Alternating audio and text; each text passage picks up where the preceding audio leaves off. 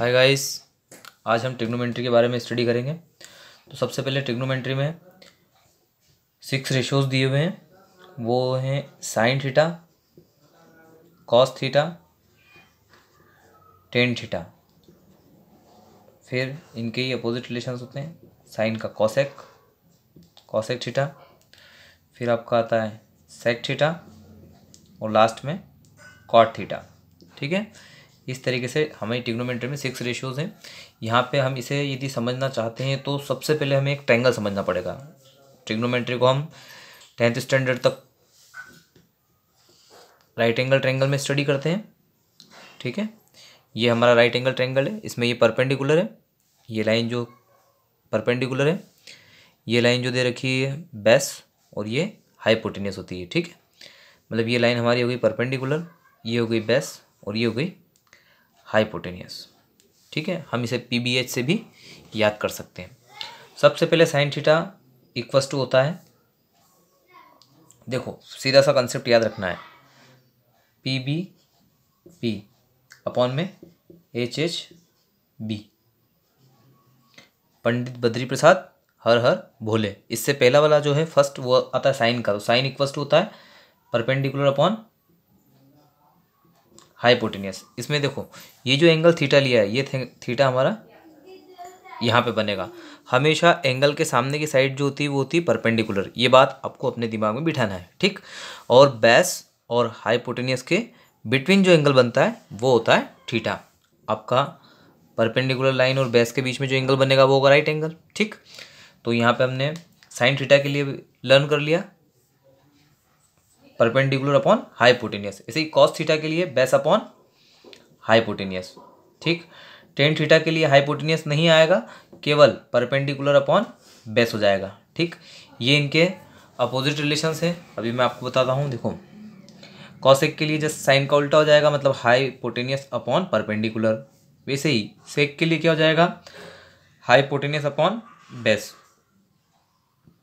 और कॉट के लिए होगा बेस अपॉन परपेंडिकुलर। ठीक, ये तो बात थी सीधे सीधे फॉर्मूले की।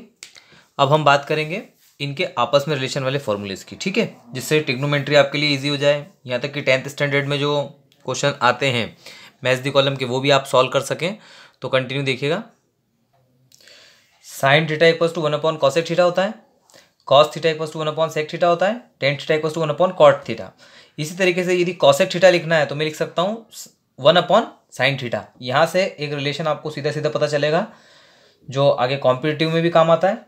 साइन का कॉसेक में मल्टीप्लाई होगा, मतलब sine theta into cosec theta. बीच में कोई साइन नहीं, इसका मतलब क्या हुआ, multiply. Sine theta into cosec theta equal to होगा 1। सिमिलरली कॉस का सेक के साथ रिलेशन होता है, cos theta into sec theta is equal to 1।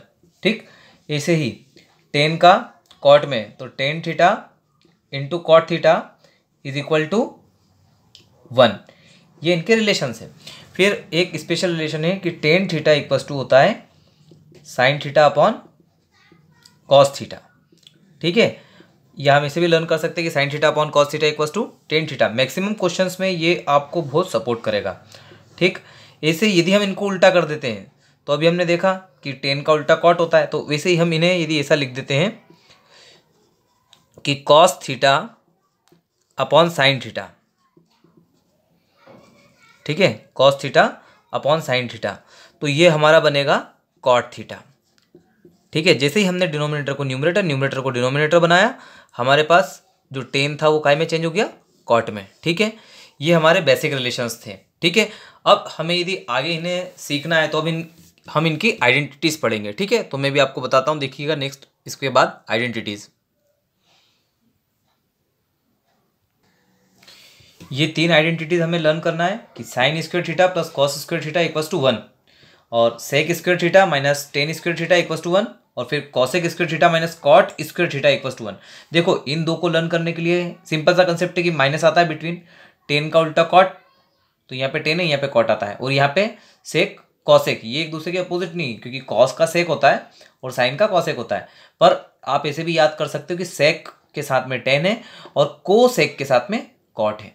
इस तरीके से आप इन आइडेंटिटी को लर्न कर सकते हो, माइनस वाली को।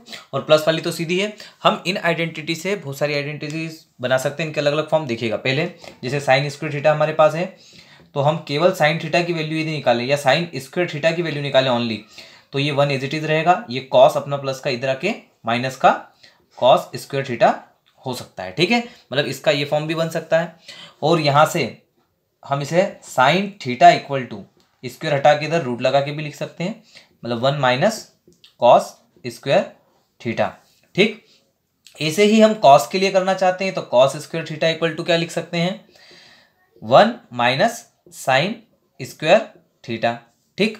Similarly cos theta equals to, यहाँ से स्क्वायर हटेगा और हम क्या कर सकते हैं, under the root 1 minus sine square theta. मतलब एक आइडेंटिटी से हमने 4 नई आइडेंटिटी स्टडी कर ली, तो हमें ये फॉर्म दिखते हैं, हम उन्हें इस तरीके से अरेंज कर सकते हैं। या मैच द कॉलम में भी क्वेश्चन पूछे जाते हैं तो हम उन्हें इस तरीके से कर सकते हैं। ऐसा का ऐसा आपको सेकंड में और थर्ड में भी करना है। देखिएगा जैसे इसमें था अपने पास साइन और कॉस में रिलेशन, ऐसे ही मैंने सारे रिलेशन इधर लिख दिए हैं। आप इनका स्क्रीनशॉट लेके लर्न कर सकते हैं। यहाँ पे 10 माइनस का था, उधर ले जाएंगे तो प्लस का हो जाएगा। स्क्वायर हटाएंगे तो ये आइडेंटिटी इस तरीके से भी लिखा सकते हैं कि sec theta equals to 1 plus 10 square theta का कंप्लीट स्क्वायर रूट। ऐसे ही 10 स्क्वायर थीटा इक्वल्स टू 10 को इधर ले जाएंगे और 1 को इस तरफ लाएंगे, तो हमारे पास हो जाएगा sec square theta minus 1 equals to 10 square theta. ये आइडेंटिटी एग्जाम में पूछी जाती है, इनके रिलेशंस आते हैं, इसलिए आप इन्हें अच्छे से लर्न कर लीजिएगा, ठीक। नेक्स्ट वीडियो में मैं आपको इनकी वैल्यूज़ के बारे में बताऊंगा, जैसे 0 से लेकर 90 तक की वैल्यूज़ के बारे में, जो कॉम्पिटिटिव में बहुत काम आएगी और अभी आपके 10th में तो बहुत काम की है ही सही, ठीक है। तो ऐसे ही यदि आपको इससे कुछ सपोर्ट मिलता है तो लाइक कीजिएगा और शेयर करना बिल्कुल मत भूलिएगा, ठीक। Thank you.